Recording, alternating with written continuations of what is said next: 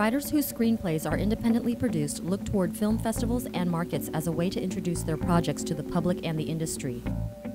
At this year's Sundance Film Festival, Angle On spoke with Writers Guild screenwriters who have combined their creativity with industry awareness and asked them what they learned about getting their independent voices heard.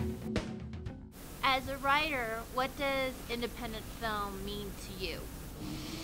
I think it means trying to write to please yourself mostly, instead of trying to figure out what some studio is going to like.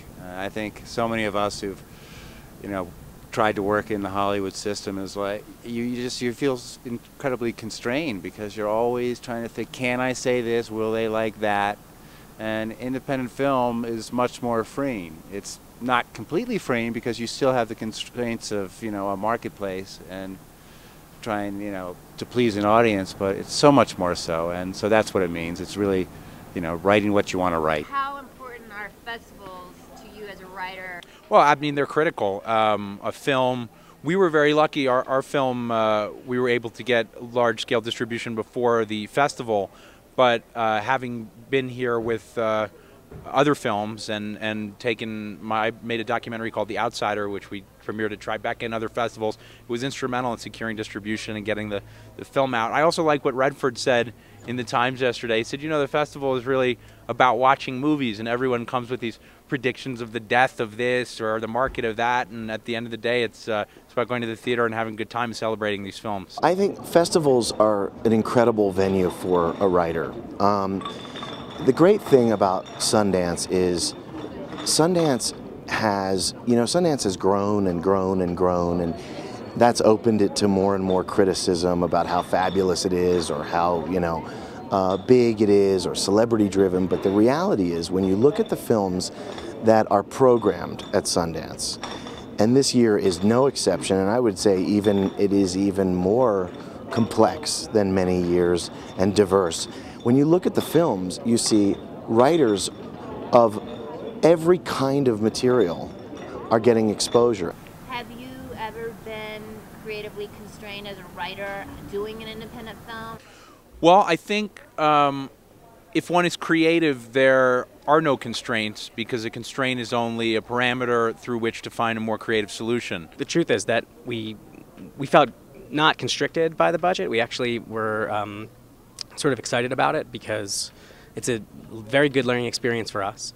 And it was a terrific experience working with a first-time director and seeing how to make something that we write down come alive in the constraints of the money we had in our pockets. I also think writers initially shouldn't worry about that. Write the best script at first. Wait till the people with the money tell you we can't afford this or we have to change that. I don't think at first alone, you and paper, you and the computer, don't worry about that. Worry about those kinds of changes or constrictions when you get to that, because I think it'll be easier to get to that point if you just write the best script. So what's the best piece of advice you've been given as a writer? I think don't look back, keep going. Some people obsess over trying to get the first scene perfect when in a rough draft, and I think people have different ways of doing it, but to me, just keep writing or you'll never get to the end, and then you can come back and fix things. In the case of 500 Days of Summer, we wrote it really not for other people, we wrote it for ourselves. When you write it for someone to buy it, or when you write it for an audience and you're not really thinking about the material itself, if you're thinking about the budget or if you're thinking about those kinds of things, you're sort of missing the point, I think. And so, we never really think about that. And our advice to other writers would be, like he said, write the best script that you can. Later on, if someone tells you they can't do something, you'll figure it out. Write something that you are very passionate about, because for two reasons. First, it will show in the work and it will make the difference. And second, chances are you will have to live with whatever you're writing for several years before you get it made, and hopefully after you get it made. So it should be something that will interest you for, the rest of your life. I mean, it sounds awful trite, but really one can just try to do the things that they love and write about the things that they know and care about. And I'm a great fan of the personal film, but I'm not one of those people that thinks, oh, you've got to write this, or you've got to, you have to go live on the Alaskan barge in order to understand the story. I mean, emotion is, universal. Human emotions are universal. So I would say the best advice is just go out and live. Go out and get yourself into trouble. Gamble some money. Put yourself in debt. Betray some women. Get betrayed yourself.